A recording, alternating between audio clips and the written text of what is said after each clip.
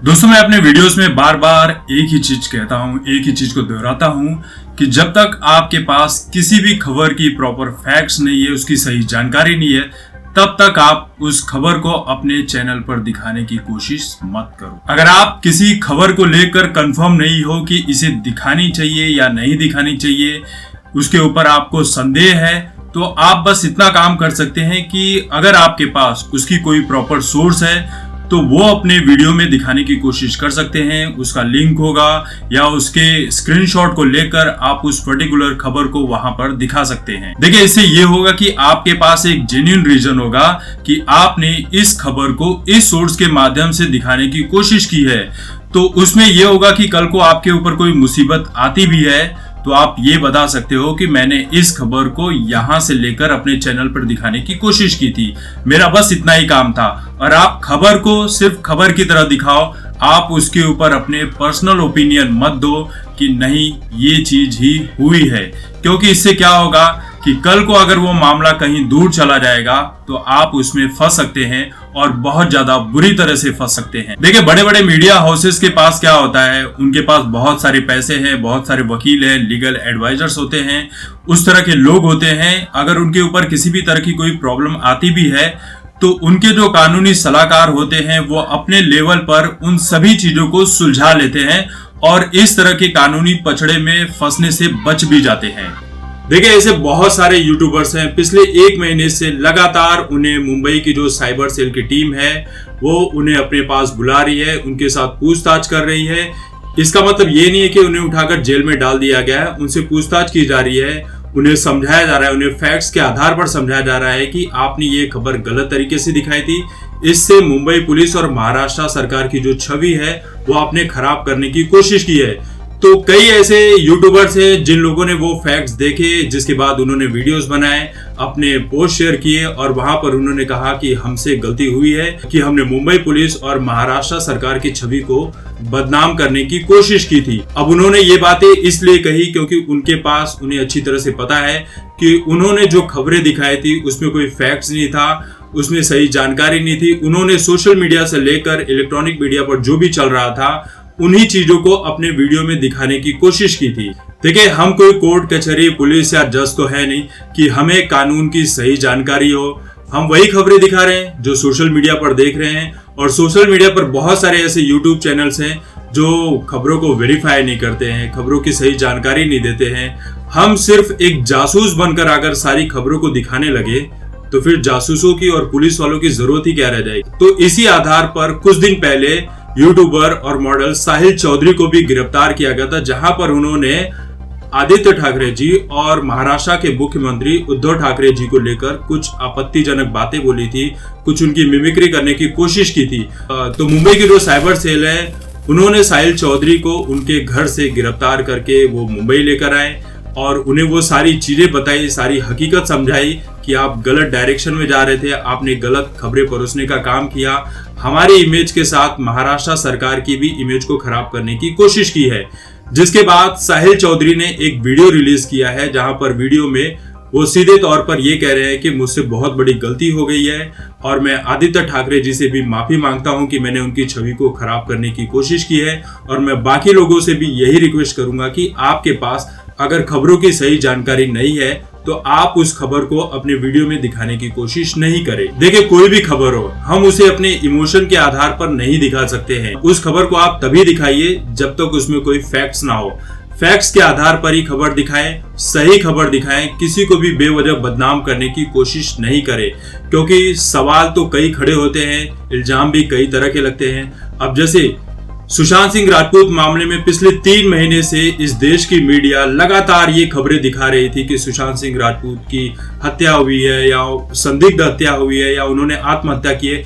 इन खबरों को लेकर पिछले 3 महीने से लगातार टीवी मीडिया पर डिबेट चल रहे थे।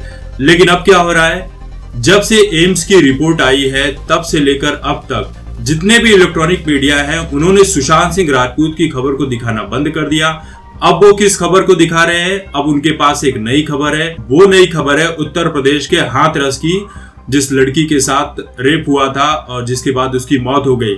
लेकिन इसमें भी बहुत सारे मीडिया चैनल्स ये हैं जो ये दिखा रहे हैं कि उस लड़की के साथ रेप हुआ, उसकी हड्डियां तोड़ी गई, उसकी जुबान काटी गई, बाद में उसे मार दिया गया। फिर ये भी दिखाया गया कि उसके परिवार को डराया और धमकाया जा रहा है, तरह तरह की बातें सामने आ रही हैं। राहुल गांधी और प्रियंका गांधी भी वहां पर गए थे जहां पर धक्का मुक्की की बातें सामने आई। कुछ लोगों ने कहा कि उत्तर प्रदेश की पुलिस ने राहुल गांधी को धक्के मारकर गिरा दिया।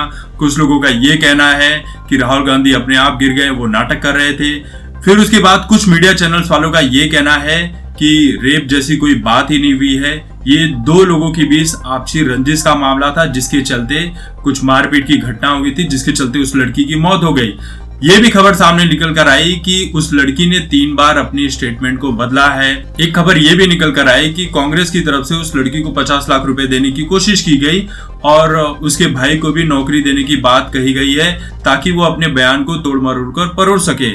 अब जो बीजेपी है वो इल्जाम लगा रही है कि राजस्थान में इतने सारे बलात्कार के मामले सामने आ रहे हैं, तो कांग्रेस और उसके जो सहयोगी दल हैं वो राजस्थान में इस चीजों को लेकर कोई प्रदर्शन क्यों नहीं कर रहे हैं, वो सिर्फ उत्तर प्रदेश में ही क्यों कर रहे हैं। तो सवाल कई सारे हैं, आप किन खबरों को सही मानेंगे और किन खबरों को सही नहीं मानेंगे। जो लोग बीजेपी को पसंद करते हैं वो एक पर्टिकुलर मीडिया की बात को सच मानते हैं, जो लोग कांग्रेस को पसंद करते हैं, उनके सहयोगी दलों को पसंद करते हैं, वो एक पक्ष की बात को मानते हैं। जब सुशांत सिंह राजपूत का मामला उठता है तब बॉलीवुड के लोग शांत हो जाते हैं, लेकिन जब हाथरस का मामला आता है तब बॉलीवुड के लोग फिर से एक्टिव हो जाते हैं, स्वरा भास्कर फिर से एक्टिव हो जाती हैं। तो आपके सामने इतने सारे ऑप्शंस हैं, इतने सारे मीडिया के टेम्पलेट्स पड़े हुए हैं, वीडियोस पड़े हुए हैं, तो आपके पास ये क्या वैलिड रीजन है कि आप इस खबर को सही मानो, इस खबर को गलत मानो। आपके पास तो कोई रीजन ही नहीं है, क्योंकि आप तो अकेले YouTube के ऊपर बैठकर वीडियोस बनाते हैं। आपकी कोई अपनी टीम तो है नहीं कि जो ग्राउंड लेवल पर जाकर खबरों की सत्यता को आपके सामने लाकर रख सके। बहुत सारे मीडिया वाले ये भी बातें आ रही है कि पैसे लेकर खबरें दिखा रहे हैं, तो आप किन खबरों पर विश्वास करेंगे और किस तरह से करेंगे। तो कहने का यही मतलब है कि आप जो भी खबर दिखाएं उसमें फैक्ट्स दिखाएं, सोर्सेज दिखाएं, ताकि आपके ऊपर आप किसी परेशानी में नहीं फंस सके, क्योंकि आप परेशानी में फंसेंगे तो कोई भी आपकी देखभाल करने के लिए, आपको छुड़ाने के लिए सामने नहीं आने वाला है। देखिए, सुशांत सिंह राजपूत केस में जो बदनामी मुंबई पुलिस और महाराष्ट्र सरकार की हुई, वही चीजें अब हाथरस के केस को लेकर उत्तर प्रदेश पुलिस और वहां की सरकार की हो रही है। लेकिन खबर क्या निकल कर आएगी, मामला क्या निकल कर आएगा, जांच पड़ताल में क्या निकल कर आएगी, इस बात की किसी को कोई जानकारी नहीं है। देखिए, मुंबई पुलिस का भी यही कहना है कि जब हम केस की सही तरीके से जांच कर रहे थे, एक प्रोफेशनल तरीके से केस को सुलझाने की कोशिश कर रहे थे, हमारे ऊपर तरह तरह के इल्जाम लगाए गए, हमसे केस छीनकर सीबीआई को दे दिया गया, हमारे ऊपर ये इल्जाम लगाया गया कि मुंबई पुलिस 40 दिन से आखिर कर क्या रही है इस केस में। सुशांत सिंह राजपूत का कोई मुद्दा सामने निकल कर ही नहीं आ रहा है, कोई जानकारी निकल कर ही नहीं आ रही है। अब जब सीबीआई के हाथ में पिछले 2 महीने से केस है, तो सीबीआई ने भी तो वही काम किया। सीबीआई के हाथों, सीबीआई के माध्यम से भी तो ऐसी कोई भी खबर सामने निकल कर नहीं आ रही है कि सुशांत सिंह राजपूत की हत्या हुई थी या उन्होंने आत्महत्या की थी। तो मुंबई पुलिस इस मामले में यहां पर तो सही है कि वाकई सीबीआई ने भी तो अब तक कुछ भी नहीं किया है, सीबीआई कोई जवाब ही नहीं दे रही है। सीबीआई क्या कर रही है इस केस में? सबसे पहले मुंबई पुलिस आती है, ईडी आती है, सीबीआई आती है, एनसीबी आती है, लेकिन कुछ नहीं आता है। तो सुशांत सिंह राजपूत की हत्या हुई थी या उन्होंने आत्महत्या की थी, ये खबर तो निकल कर ही नहीं आ रही है। तो अब आप किस खबर को सच मानेंगे, किसे सच मानेंगे और किसे गलत मानेंगे, ये तो आप डिसाइड नहीं कर सकते। ये तो कोर्ट डिसाइड करेगा, पुलिस डिसाइड करेगी, सीबीआई डिसाइड करेगी, यही लोग डिसाइड करने वाले हैं। आप तो एक पर्टिकुलर इंसान हो, आप खबरों में दिखा दिखा कर क्या करोगे?